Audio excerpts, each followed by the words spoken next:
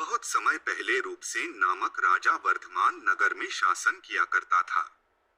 एक दिन उसके दरबार में एक राजपूत आया। उसका नाम वीरवर था।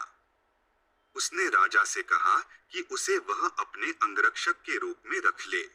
राजा ने पूछा, इसके प्रतिफल में तुम क्या लोगे? वीरवर बोला, महाराज, मैं प्रतिदिन 1000 तोले सोना लूंगा। राजा चकित रह गया।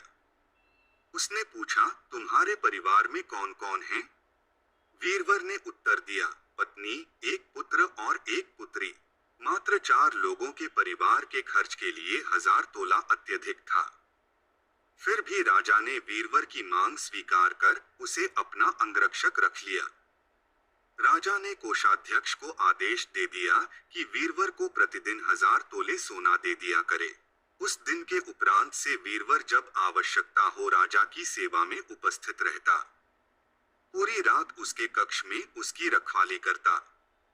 इसके बदले प्रतिदिन उसे 1000 तोला सोना मिल जाया करता था। उसमें से आधा हिस्सा वह ब्राह्मणों में वितरित कर देता। शेष हिस्से के 2 भाग करता। एक भाग सन्यासियों, वैरागियों और अतिथियों में बांट देता और दूसरे हिस्से से भोजन तैयार करवाकर पहले परिवार के लोगों को भोजन करवाता, फिर स्वयं भोजन करता। इसी तरह दिन व्यतीत हो रहे थे।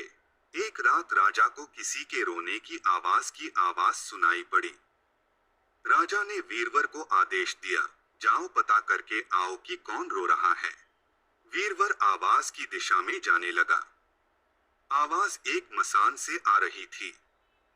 वह मसान में पहुंचा तो देखा कि वहां आभूषणों से लदी एक स्त्री जोर जोर से सिर पीट कर रो रही है, किंतु उसकी आंखों से आंसू नहीं गिर रहे। वह उसके पास गया और पूछा, देवी, आप कौन हैं और क्यों रो रही हैं? स्त्री ने उत्तर दिया, मैं राजलक्ष्मी हूँ। मैं राजा रूपसेन के दुर्भाग्य पर रो रही हूँ। कुछ दिनों बाद मैं उसका महल छोड़कर चली जाऊंगी, क्योंकि वहां अधर्म के कार्य हो रहे हैं। वो दरिद्र हो जाएगा और दुखी राजा 1 माह के भीतर ही मर जाएगा। देवी, इसके बचने का क्या कोई उपाय है? वीरवर ने पूछा। राजलक्ष्मी बोली, हाँ है। पूर्व दिशा में जंगल में देवी का एक मंदिर है।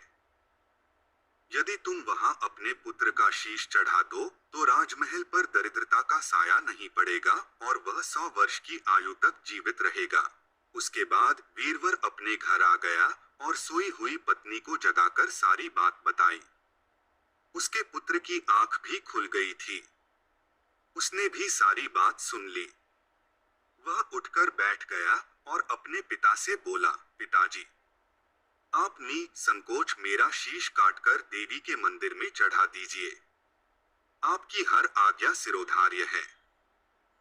उस पर अपने राजा के काम आना और देवी के समक्ष अपने प्राण न्योछावर करने से बड़ा कौन सा पुण्य होगा?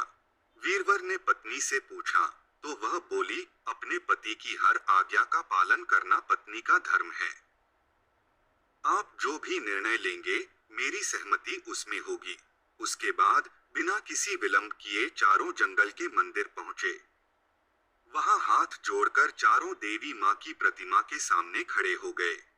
वीरवर बोला, देवी माँ, मैं अपने पुत्र का शीश तुझे समर्पित करता हूँ। मेरे राजा को 100 वर्ष का जीवन प्रदान। उसके बाद उसने खांडे के वार से अपने पुत्र का शीश धड़ से अलग कर दिया। यह देख उसकी पुत्री ने दुखी होकर उसी खांडे से अपना शीश भी काट दिया। अपने पुत्र और पुत्री की जीवन लीला समाप्त होते देख मां से न रहा गया। उसने भी अपने प्राण त्याग दिए। अपना परिवार समाप्त होता देख वीरवर ने सोचा कि अब जीवन क्या अर्थ, और उसने भी उसी खंडे से अपना शीश काट लिया। अगले दिन जब यह समाचार राजा को प्राप्त हुआ तो वह उसी मंदिर में पहुंचा। वहां वीरवर के पूरे परिवार का शव देख वह बहुत दुखी हुआ। वह सोचने लगा कि उसके कारण उसकी प्रजा के 4 लोगों ने अपने प्राण त्याग दिए। ऐसे राजा होने का क्या लाभ? वह भी अपनी तलवार से अपना शीश कटने को हुआ। तभी देवी मां प्रकट हुई और उसे रोककर बोली, राजन, रुक जाओ, अपने प्राण मत दो। अपनी प्रजा के प्रति तुम्हारा प्रेम देख मैं अति प्रसन्न हूँ। मुझसे जो चाहे वरदान मांग लो। राजा ने वीरवर और उसके परिवार का जीवन मांगा। देवी ने तथास्तु कहा और वीरवर का परिवार जीवित हो गया। अगर आपको कहानी पसंद आई हो तो कृपया लाइक करें और चैनल को सब्सक्राइब करें।